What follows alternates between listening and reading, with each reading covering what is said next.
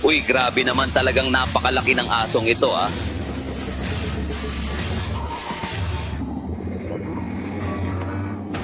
Sige na, good boy. Heto, may masarap na buto ako para sa'yo, oh. Meron kasing maingay na malaking halimaw na nandito sa paligid, di ba?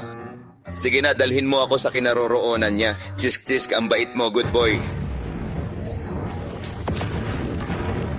Bigla-bigla ka na lang tumitira, mukhang kulang ka sa training.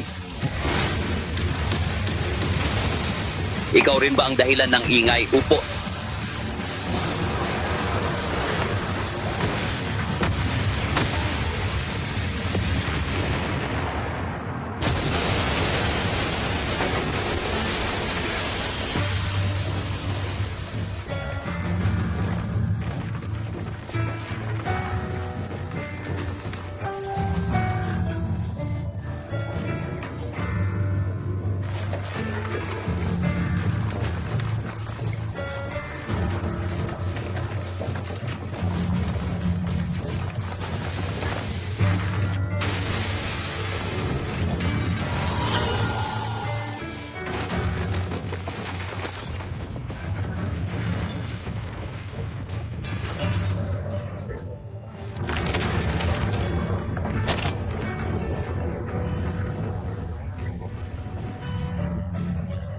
Grabe naman, sobrang lakas ng pag-ataking ginawa niya ah. Ang ibig sabihin lang ba nito ay...